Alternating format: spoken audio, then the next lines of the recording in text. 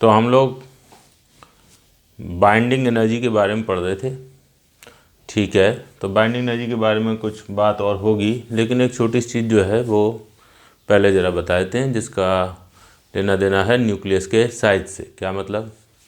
ये देखिए, हम किसी न्यूक्लियस की अगर बात करते हैं तो न्यूक्लियस के बारे में ये बताया गया कि भाई न्यूक्लियस में होते हैं प्रोटॉन और न्यूट्रॉन, यानी जिन्हें हम कहते हैं न्यूक्लियॉन। तो न्यूक्लियस में न्यूट्रॉन और प्रोटॉन मतलब न्यूक्लियॉन रहते हैं। अब न्यूक्लियस की जो शेप है हम उसको स्फीयर की तरह से कंसीडर करेंगे और ये मानेंगे कि जो न्यूक्लियॉन है यानी जो न्यूट्रॉन और प्रोटॉन है वो टाइटली पैक्ड रहते हैं, किसमें? न्यूक्लियस में, और ओवरऑल एक स्फेरिकल शेप जो है वो बना के रखते हैं। अब ये बात क्यों कही गई कि वो स्फेरिकल शेप क्यों बनाते हैं, उस सब की हम डिस्कशन नहीं करना चाहते हैं। हम बस ये मान लेना चाहते हैं कि हाँ, न्यूक्लियस स्फेरिकल शेप का होगा, ठीक है। अब क्या हुआ, ये देखिए, ये न्यूक्लियस है, इसकी रेडियस है कैपिटल आर, सॉरी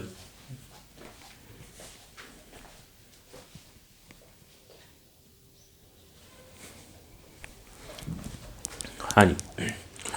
तो ये न्यूक्लियस है और न्यूक्लियस की जो रेडियस है वो है कैपिटल आर, और न्यूक्लियस का जो मास नंबर है वो है ए। मास नंबर का मतलब नंबर ऑफ न्यूक्लियॉन्स। अब ये सारे न्यूक्लियॉन एक दूसरे से बिल्कुल चिपक के बहुत क्लोज और टाइटली पैक्ड हैं और ये एक स्फीयर बना रहे हैं। ये देखो, न्यूक्लियस का मतलब closely packed sphere of nucleons. R nucleus की रेडियस है, ए न्यूक्लियस का मास नंबर है। मास नंबर यानी नंबर ऑफ न्यूक्लियॉन्स।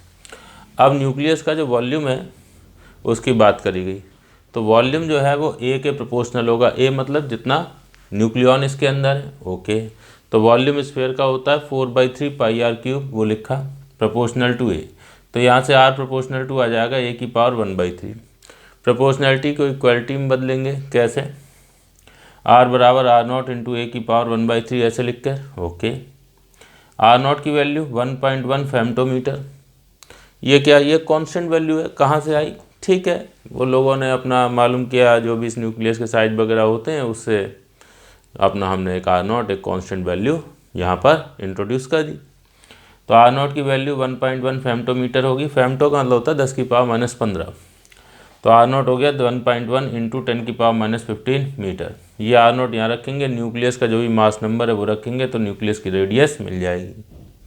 अब वापस आ गए बाइंडिंग एनर्जी पर, और ज़रा एक काम किया जा रहा है यहाँ पर, देखिए, calculation of energy released in a nuclear reaction using binding energies of reactants and products. क्या मतलब? भाई मेरे किसी एक मिनट,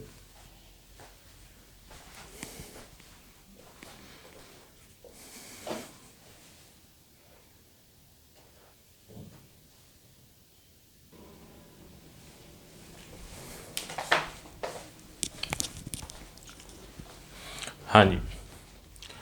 तो अब क्या हुआ कि कोई न्यूक्लियर रिएक्शन हो रही है, ये देखिए न्यूक्लियर रिएक्शन चल रही है, ए प्लस बी से क्या बन रहा है? सी प्लस डी, और साथ में कुछ एनर्जी भी रिलीज हो रही है, क्या? Delta E. ये न्यूक्लियर रिएक्शन हो गई। ए और बी कौन है? रिएक्टेंट। सी और डी कौन है? प्रोडक्ट।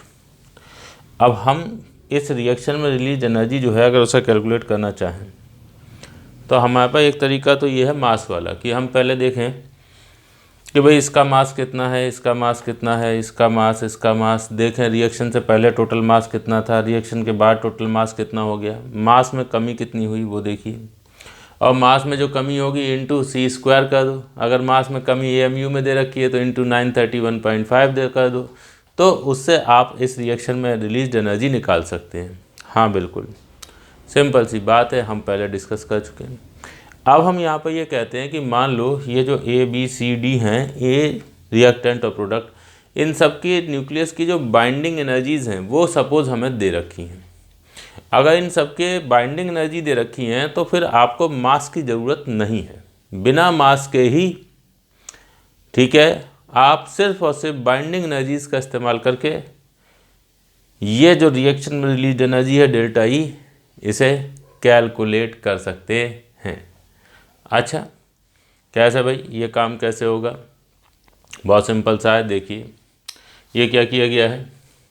आपने कहा कि ये जो रिएक्शन है ए प्लस बी से बना सी प्लस डी, इसको हम एक हाइपोथेटिकल एक नए तरीके से सिस्टम की तरीके से कंसीडर करते हैं, जिसमें ए और बी जो हैं ये न्यूक्लियस लिए और इनको हमने क्या किया, पहले तोड़ दिया, सब जो न्यूट्रॉन प्रोटॉन थे सब अलग अलग कर दिए। ये देखो ए और बी को तोड़ के सब न्यूट्रॉन प्रोटॉन बना दिए। अब अगर तुम किसी बंधे हुए न्यूक्लियस को तोड़ोगे तो तुम्हें कुछ एनर्जी देनी पड़ेगी। कितनी? अरे जितनी न्यूक्लियस की बाइंडिंग एनर्जी है। यस, तो जितनी इस न्यूक्लियस की बाइंडिंग एनर्जी है उतनी एनर्जी दो, और जितनी इसकी बाइंडिंग एनर्जी है उतनी एनर्जी दो, तो उससे ए और बी टूट जाएंगे और सब इनके न्यूट्रॉन प्रोटॉन अलग अलग हो जाएंगे। हाँ सही है, सब न्यूट्रॉन प्रोटॉन अलग अलग हो गए। अब ये जो न्यूट्रॉन प्रोटॉन है, इनमें से जितने न्यूट्रॉन प्रोटॉन चाहिए सी बनाने के लिए उतने लेके जोड़ के सी बना दो, बाकी जोड़ के डी बना दो। हाँ सही है, ए और बी को तोड़ा, ए और बी को तोड़ के पहले जो है वो न्यूट्रॉन प्रोटॉन बनाए, फिर न्यूट्रॉन प्रोटॉन से सी और डी बना दिए। कुल मिला के जो सिंगल स्टेप की रिएक्शन है इसको मैंने 2 स्टेप की रिएक्शन की तरह से कंसीडर किया। अब एक सिंपल सी बात है, जिस प्रकार से ए और बी को तोड़ना था, न्यूट्रॉन प्रोटॉन बनाते तो बाइंडिंग एनर्जी ऑफ ए और binding energy of be the, तो वैसे न्यूट्रॉन प्रोटॉन से जब सी और डी बनेंगे तो क्या होगा? हाँ, न्यूट्रॉन प्रोटॉन से जब न्यूक्लियस बनता है तो एनर्जी रिलीज होती है। कितनी एनर्जी? अरे जितनी बाइंडिंग एनर्जी होती है। तो ये देखिए, न्यूट्रॉन प्रोटॉन से जब सी और डी बने तो बाइंडिंग एनर्जी ऑफ सी और बाइंडिंग एनर्जी ऑफ डी, इनके बराबर एनर्जी क्या हुई? रिलीज हुई। ओके, तो हमने क्या किया, हमने क्या ऐसा है, अब ऐसे सोचो, A plus B plus binding energy of A plus binding energy of B, उससे क्या बन गया? C plus D plus binding energy of C plus binding energy of D. क्या मतलब? ऐसे देखो, जैसे A plus B plus 20 joule से बन गया C plus D plus 25 joule. तो इसका मतलब क्या है? इसको आप ओवरऑल ऐसे लिख सकते हो, ए प्लस बी से बन गया सी प्लस डी और प्लस 25 जूल माइनस 20 जूल, मतलब ये जोड़ के कितना हो जाएगा? 5 जूल।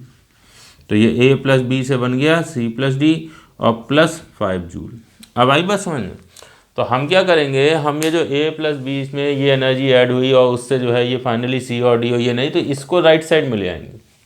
ये 20 जूल है, इसको इधर ले आओगे।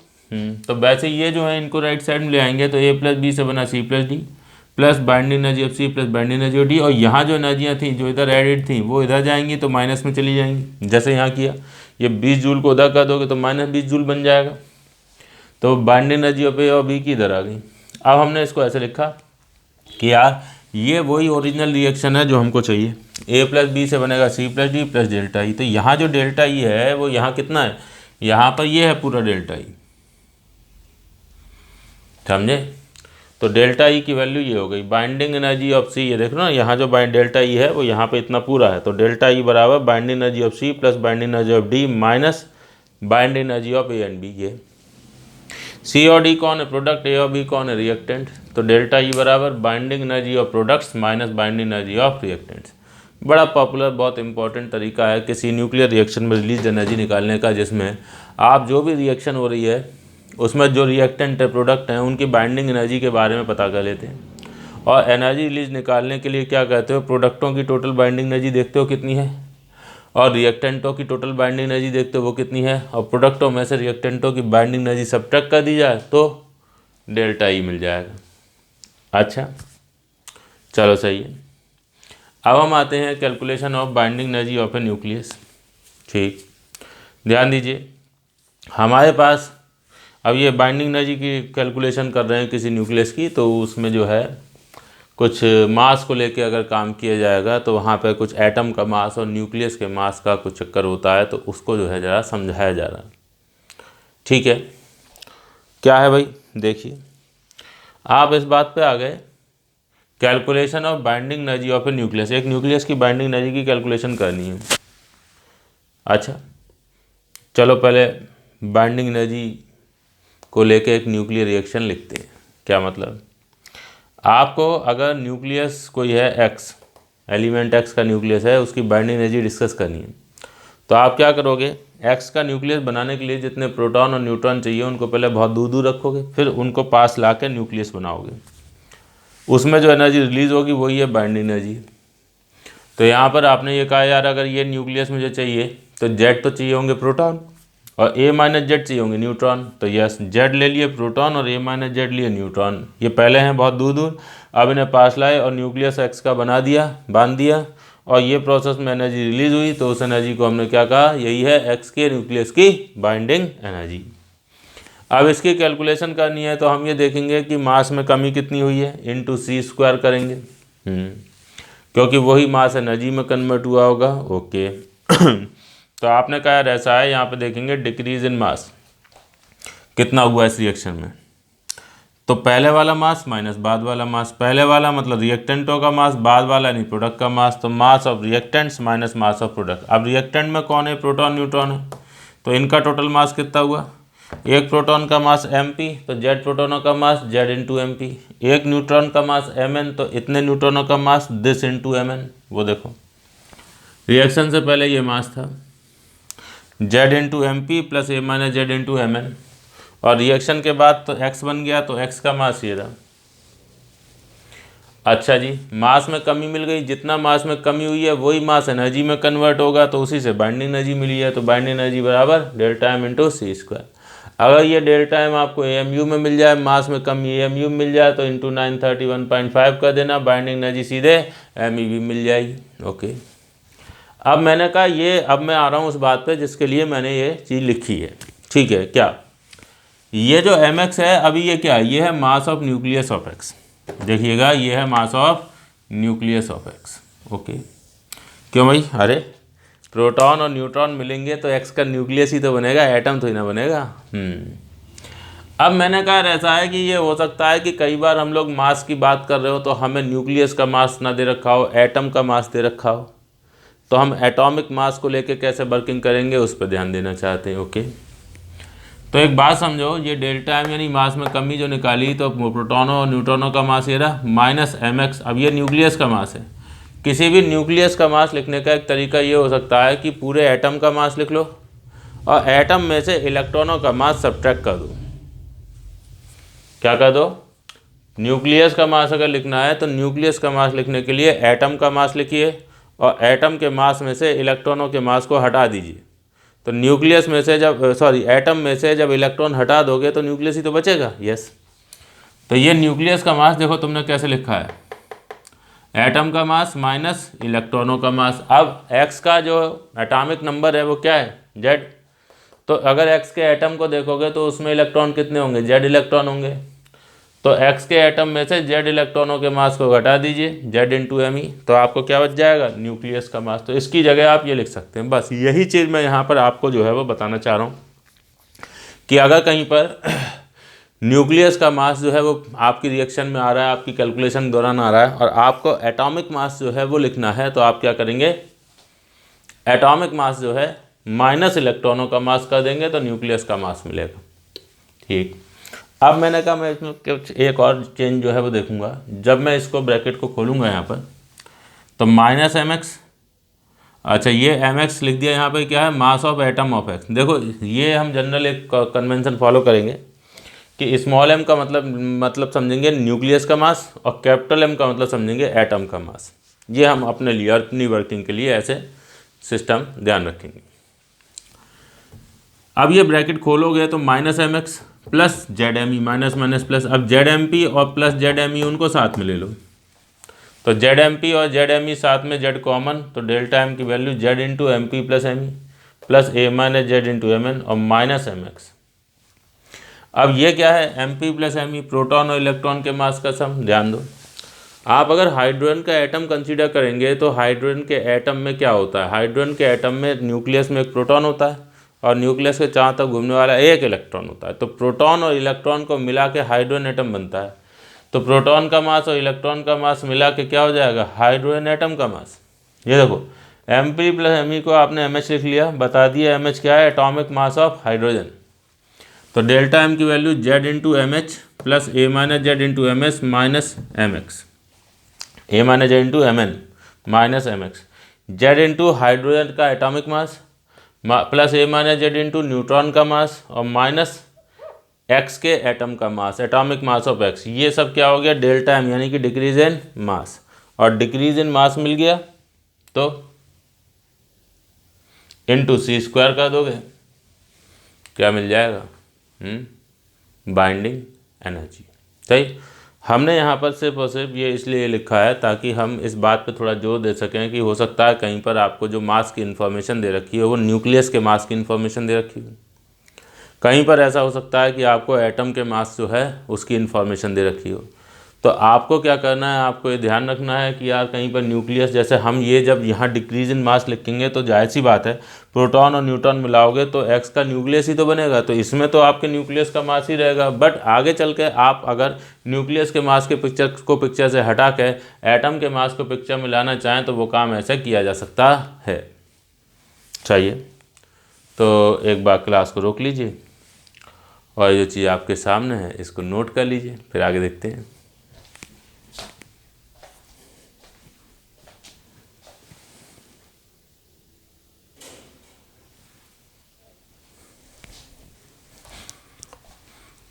तो आगे हम लोग बात कर रहे हैं कि किसी न्यूक्लियर रिएक्शन में जो एनर्जी रिलीज़ होती है वो एनर्जी जो है वो हमको किस फॉर्म में मिलती है, क्या होता है उस एनर्जी का। तो बहुत सिंपल सी बात है जो आपको बताई गई। Energy released in a nuclear reaction appears as increase in kinetic energy of products over reactants. Simple सी बात, जो भी एनर्जी रिलीज़ होगी उससे जो भी लोग हैं उनकी काइनेटिक एनर्जी में इंक्रीज़ हो जाएगा। क्या मतलब, जैसे ये देखिए ए और बी से बना सी और डी प्लस एनर्जी रिलीज हुई, तो इसमें क्या होगा, ये जो एनर्जी रिलीज है इससे काइनेटिक एनर्जी बढ़ जाएगी, तो प्रोडक्टों की काइनेटिक एनर्जी रिएक्टेंटों से ज़्यादा होगी। कितनी ज़्यादा होगी, डेल्टा ई। देख लो, प्रोडक्टों की काइनेटिक एनर्जी माइनस रिएक्टेंटों की काइनेटिक एनर्जी बराबर डेल्टा ई। ऐसे लिख सकता हूँ। सी और डी की काइनेटिक एनर्जी का सम देखोगे तो वो ए और बी की काइनेटिक एनर्जी के सम से ज़्यादा होगा। कितना ज़्यादा होगा, यही डेल्टा ई। फिर हमको एक और बात बताइए कि जब हम ये न्यूक्लियर फिजिक्स पढ़ रहे होते हैं, न्यूक्लियस के साथ डील कर रहे होते हैं, एक न्यूक्लियस दूसरे से इंटरेक्ट कर रहा है, टकरा रहा है, कुछ भी कर रहा है, तो उस दौरान जो मैकेनिक्स के लॉज हैं वो सब एप्लीकेबल होते हैं। ऐसा नहीं कि हम न्यूक्लियस की बातें कर रहे हैं तो मैकेनिक्स के लॉज जो हैं वो वहाँ पे अप्लाई होंगे नहीं होंगे, नहीं, सब अप्लाई होंगे, सब अप्लाई होंगे, सारे लॉज। सबसे ज़्यादा मोस्ट पॉपुलर होता है कंजर्वेशन ऑफ लीनियर मोमेंटम का लॉ, कि अगर किसी सिस्टम पर नेट एक्सटर्नल फोर्स 0 है तो उसका लीनियर मोमेंटम कांस्टेंट रहेगा, कंजर्व रहेगा। तो जहाँ कहीं भी न्यूक्लियर रिएक्शन होगी तो वहाँ पर कंजर्वेशन ऑफ लीनियर मोमेंटम, ऐसी कंजर्वेशन ऑफ एंगुलर मोमेंटम का प्रिंसिपल होता है। नेट फोर्स बराबर 0 तो मोमेंटम कंजर्व रहता है, और नेट टॉर्क 0 होता है तो एंगुलर मोमेंटम कंजर्व होता है। वो सब जो भी चीज़ें हैं मैकेनिक्स के जो भी लॉज हैं वो सब अप्लाई होते हैं। ये देखिए, laws of mechanics means conservation of linear term और conservation of angular term are applicable during any nuclear reaction। किसी भी न्यूक्लियर रिएक्शन में सिस्टम पर नेट फोर्स 0 है तो लीनियर मोमेंटम क्या रहेगा, कांस्टेंट रहेगा। अब ये बेसिक बात बड़े बड़े ब्लॉक्स के लिए भी एप्लीकेबल होती है और न्यूक्लियस जैसी छोटी चीज़ के लिए भी अप्लाई होती है। अच्छा, आगे हमने बात करी कि भाई हमारे पास कोई जो है वो, हमारे पास एक सवाल है सिंपल सा बाइंडिंग एनर्जी को लेके, ठीक है। वो देखिए, प्रोटॉन जो है उसका मास इतना होता है 1.007 AMU, न्यूट्रॉन का मास होता है 1.008 AMU, हीलियम का एटॉमिक मास इतना होता है। अब ये बताना है कि binding energy per nucleon of helium क्या होगा। हीलियम के न्यूक्लियस की बाइंडिंग एनर्जी निकालनी है और बाइंडिंग एनर्जी पर न्यूक्लियन क्या होगा ये बताना। अब है क्या चक्कर कि भाई एक छोटी सी चीज़ बस मैं यहाँ कहूँगा कि प्रोटॉन और न्यूट्रॉन के या हीलियम एटम के जो मास है ये मैंने अपने मन से कुछ लिख दिए। ऐसा नहीं है कि आप बुक लेके मिलाओगे तो उसमें आपको प्रोटॉन का मास ये नहीं मिलके कुछ और मिलेगा, न्यूट्रॉन का मास भी कुछ और मिलेगा, हीलियम का मास भी ये नहीं कुछ और होगा, तो हम वो नहीं करने। हमने बस वैल्यूज़ दी हैं कुछ, आप इनको ही ऐसे ही हाइपोथेटिकल वैल्यूज़ लिख दी। अब इनको ही मानते हुए आपको ये कैलकुलेशन करनी है। तो मास से बाइंडिंग एनर्जी कैलकुलेशन कैसे करोगे, न्यूट्रॉन प्रोटॉन मिला के पर न्यूक्लियस बनाओगे, जितना मास में कमी होगी वो देखोगे, इंटू c² करोगे तो आपको क्या मिलेगा, जो एनर्जी रिलीज है वो, और जो एनर्जी रिलीज होगी वही बाइंडिंग एनर्जी होगी। ठीक, तो एक बार क्लास को रोकें, इसको नोट करें, क्वेश्चन लिखें और फिर इसका जवाब निकालें।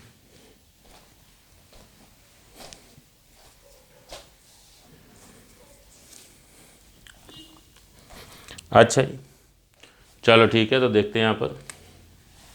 ऐसा हुआ, आपने कहा यार ऐसा है, हम हीलियम की बात कर रहे हैं, हीलियम होता है 2He4, तो उसमें क्या होता है, उसके न्यूक्लियस में 2 प्रोटॉन होते हैं और 2 न्यूट्रॉन होंगे। सही, तो आप क्या करोगे, 2 प्रोटॉन और 2 न्यूट्रॉन मिलाओगे और उससे हीलियम का न्यूक्लियस बन जाएगा और प्लस कुछ एनर्जी रिलीज होगी, वही हो जाएगी हीलियम की बाइंडिंग एनर्जी। सही है। और ये ध्यान रखना कि प्रोटॉन और न्यूट्रॉन मिलेंगे तो उससे हीलियम का क्या बनेगा, न्यूक्लियस बनेगा, हीलियम का एटम नहीं बनेगा। ओके, अब क्या करें, चलो भाई, तो देखते हैं यहाँ पे मास में कमी कितनी हुई। तो डिक्रीज इन मास निकालो। पहले वाला मास ये रहा, 2 प्रोटॉनों का मास और 2 न्यूट्रॉनों का मास, और बाद वाला मास हीलियम के न्यूक्लियस का मास। ये देखो स्मॉल m लिखा है, स्मॉल m मतलब हीलियम का न्यूक्लियस। अब है क्या, प्रोटॉन और न्यूट्रॉन के तो मास तुम्हें दे रखे हैं, बट हीलियम का जो है वो तुमको न्यूक्लियस का मास नहीं दिया है। किसका मास दे रखा है, एटम का मास दे रखा है। तो हम क्या करेंगे, हीलियम के एटम के मास में से इलेक्ट्रॉन का मास घटाएंगे। तो अगर तुम हीलियम का एटम कंसीडर करोगे तो ये न्यूक्लियस है, उसमें 2 प्रोटॉन 2 न्यूट्रॉन, और एटम में 2 इलेक्ट्रॉन बाहर घूमते हुए मिलेंगे। ओके, तो इसमें एक काम करो, 2 × MP plus 2 × Mn minus mass of helium, ये कौन हो गया, एटम, और उसमें से 2 इलेक्ट्रॉनों के मास को सब्ट्रैक्ट कर दो। लो जी, 2 × MP plus 2 × Mn minus mass of helium atom और प्लस 2 × Me। अब ध्यान दो, ये प्लस ये माइनस ये और प्लस 2 Me करेंगे तो यहाँ देखिए कितना आएगा, यहाँ आ जाएगा 2 × दिस एंड 2.014 2.016, तो वो हो जाएगा 4.030, और उसमें से इसको घटाएंगे तो 4.028 आ जाएगा। तो ये हो गया 0.028 AMU प्लस 2 Me। Me कौन, इलेक्ट्रॉन का मास। अब मैंने कहा यही जो मास है यही तो एनर्जी में कन्वर्ट हुआ होगा, क्योंकि जितना मास में कमी है वही मास एनर्जी में कन्वर्ट हुआ है, तो वही एनर्जी यहाँ पे निकली है। तो बाइंडिंग एनर्जी ऑफ हीलियम क्या हो जाएगी, ये जो आपने डेल्टा M लिखा है इनटू क्या कर देना है, C²। चलो भाई, तो ये मल्टीप्लाई इंटू C² तो 0.028 AMU into C² plus 2 Me into C²। अब है क्या, अगर तुम्हें मास AMU में दे रखा है तो तुमको एनर्जी जो वो कन्वर्ट होगा तो उसके लिए C² से नहीं, क्या 931.5 से मल्टीप्लाई करना होता है। ये मास अगर किलोग्राम में दे रखा होता तो इंटू C²। अब ये मास तो AMU में है तो इसको सीधे सीधे डायरेक्ट MEV में निकाल लेंगे। कैसे, 0.028 इंटू 931.5 MEV, और इधर इसका क्या करें, तो ये क्या है कि ये M2 into Me into C² क्या हुआ, Me का मतलब हो गया इलेक्ट्रॉन का मास इंटू C², यानी कि इलेक्ट्रॉन के मास को एनर्जी में कन्वर्ट करेंगे तो क्या मिलेगा। तो वो रिजल्ट आपको कुछ करने की जरूरत ही नहीं, वो तो आपको ऑलरेडी पता है, बताया हुआ है कि इलेक्ट्रॉन का मास जब एनर्जी में कन्वर्ट होता है तो 0.51 MEV एनर्जी मिलती है। तो Me इंटू C² की वैल्यू होगी ऑटोमेटिक 0.51 MEV। लो भाई, हो गया काम। ये 0.028 इंटू 931.5 कर लेंगे, तो अगर मैं ये काम कैलकुलेटर से कर लूँ सपोज़, ठीक है, तो हमारे पास जो है अभी बता रहे हैं, 1 मिनट कैलकुलेट कर लें। कहाँ, हाँ मिल गया जी, 0.028 इंटू 931.5, तो ये आ गया 26.082 MEV और प्लस 1.02 MEV। तो ये जोड़ के आपके पास कितना हो जाएगा, ठीक है, प्लस 1.02, ये आ गया आपके पास 27.102 MEV। ये आपने हीलियम की बाइंडिंग एनर्जी निकाल ली। अब आपसे एक छोटी सी बात कही गई थी, आपसे कहा गया था कि बाइंडिंग एनर्जी पर न्यूक्लियन चाहिए। तो अगर तुम हीलियम का बाइंडिंग एनर्जी पर न्यूक्लियन निकालना चाहते हो तो जो पूरे न्यूक्लियस की बाइंडिंग एनर्जी आई है उसको नंबर ऑफ न्यूक्लियनों से डिवाइड कर दो। अब जगह तो है नहीं तो मैं यहाँ लिख देता हूँ आपके लिए, ठीक है, ये आप नोट यहाँ करिए। बाइंडिंग एनर्जी पर न्यूक्लियन जो होती है उसको स्मॉल b से रिप्रेजेंट करते हैं। तो binding energy per nucleon of helium क्या हो जाएगा, या इन जनरल होता है binding energy per nucleon total binding energy upon mass number. तो हीलियम के लिए अगर आप बात करोगे तो हीलियम की बाइंडिंग एनर्जी देखोगे और अपान मास नंबर कितना है, 4 4 न्यूक्लियन होते हैं हीलियम के न्यूक्लियस में। तो ये हो गया 27.102 अपान 4, और ये आ गया हमारे पास 7 पॉइंट समथिंग ही तो हो जाएगा, है ना। चलो ये भी निकाल लेते हैं, divide by 4, 6.7755 MeV per nucleon. ऐसे हम लोग जो है ये जवाब निकाल लेंगे। देख लो ये यहाँ के बाद उधर करिए। तो मैंने क्या किया, मैंने यहाँ पर जो मास में कमी है पहले वो निकाली। देख लीजिए ये आपका प्रोटॉन का मास है, ये न्यूट्रॉन का मास है, और ये हीलियम के एटम का मास। अब आपको हीलियम की न्यूक्लियस की बाइंडिंग एनर्जी पहले चाहिए, तो पहले 2 प्रोटॉन और 2 न्यूट्रॉन से बनाया हीलियम का न्यूक्लियस। जो एनर्जी रिलीज हुई वो है हीलियम की बाइंडिंग एनर्जी। फिर तुमने क्या किया, डिक्रीज इन मास के लिए पहले वाला मास माइनस बाद वाला मास। अब ये है हीलियम के न्यूक्लियस का मास, तो क्या करोगे, एटम का मास दे रखा था तो न्यूक्लियस का मास कैसे मिलेगा, एटम का मास माइनस इलेक्ट्रॉनों का मास, 2 × MP plus 2 × Mn minus helium के एटम का मास माइनस 2 इलेक्ट्रॉनों का मास। हीलियम के एटम का मास क्या हो गया, वो दे रखा था तो इसको ऐसे ही रहने दिया, और 2 इलेक्ट्रॉनों का मास वो ये रहा। अब क्या कर रहे हैं, 2 MP plus 2 Mn minus mass of helium atom. इसके लिए आपने जो यहाँ वैल्यूज दे रखी थी उनका इस्तेमाल किया, 0.014, 0.016, और वो हो जाएगा 0.030, और ये तो 0.028। तो इतना तो ये आ गया, और प्लस 2 Me। अब बाइंडिंग एनर्जी के लिए इसको एनर्जी में कन्वर्ट करो, तो इसको c² से मल्टीप्लाई करेंगे। अब बस करना ये है, ये ध्यान रखना है कि जब ये मास ये वाला पार्ट mu में है तो उसको आपको एनर्जी में कन्वर्ट करना। भाई c² से मल्टीप्लाई करने का मतलब क्या हुआ, एनर्जी में कन्वर्ट करना। तो एनर्जी में कन्वर्ट करने के लिए आपको इसको 931.5 से मल्टीप्लाई करना है, दैट्स। उधर 2 × Me × c², वो इलेक्ट्रॉन के मास को एनर्जी में कन्वर्ट करना, वो 0.51 MeV आता है। तो ऐसे केस में ये 1.02 MeV हो जाएगा, और ये ऐड करके इतना आ गया, और ये है बाइंडिंग एनर्जी क्या टोटल। तो बाइंडिंग एनर्जी पर न्यूक्लियन के लिए 4 से डिवाइड कर दिया, ये हमारा आंसर आ गया। ठीक है, तो एक बार क्लास रोक के इसको नोट कर लीजिए, फिर आगे देखते हैं।